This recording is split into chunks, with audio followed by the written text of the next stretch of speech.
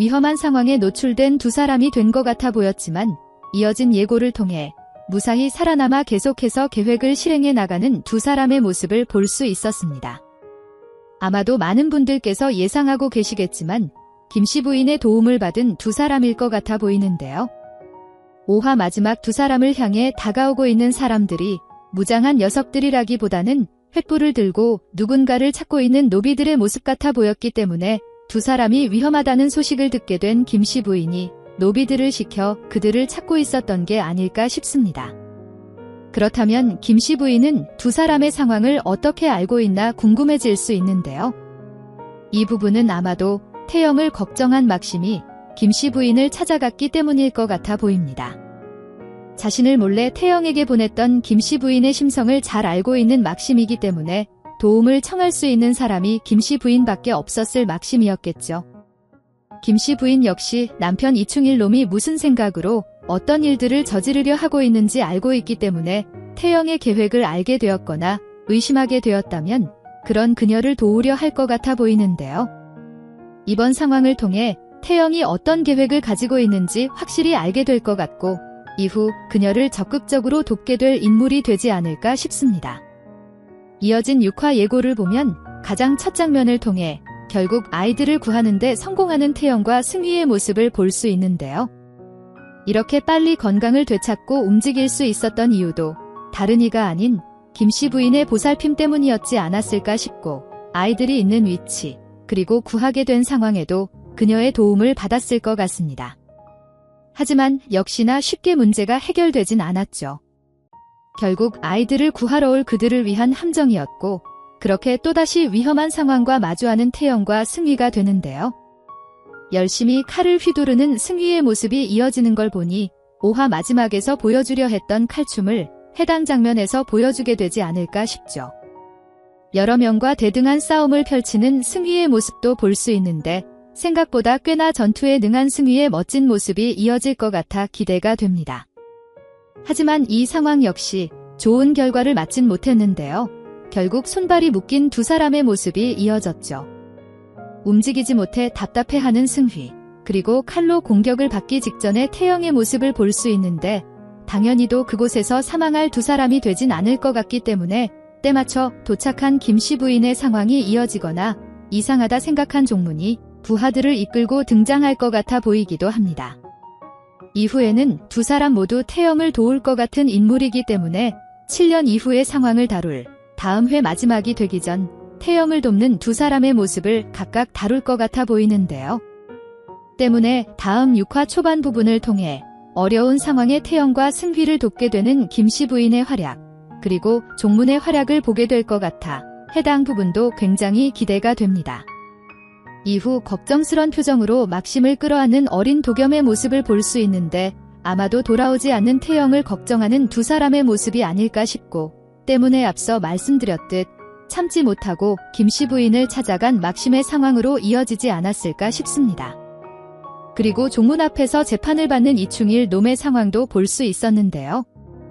아주 빠르게 정리되어야 할 전개다 보니 질질 끌지 않고 6화를 통해 해결될 상황이 될 것 같아 보이죠.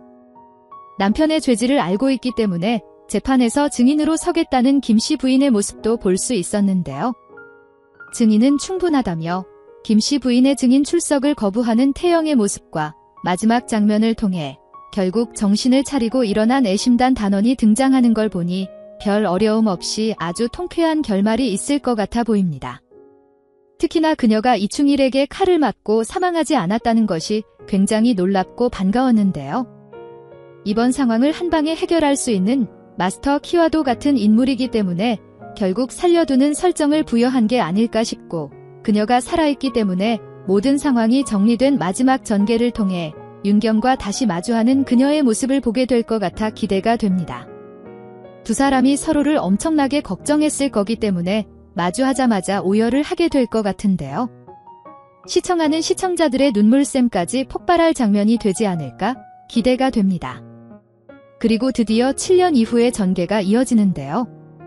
아주 멋지게 자란 도겸의 모습을 볼 수 있었죠.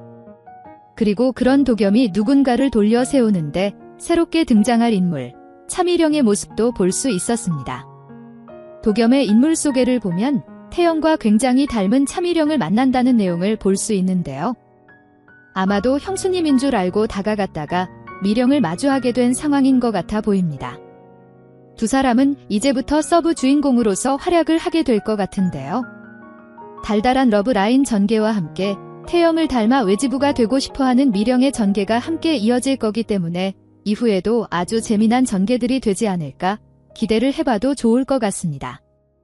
도겸이 태영을 형수님으로서 너무 사랑하기 때문에 그런 부분에서 미령이 질투를 하진 않을까.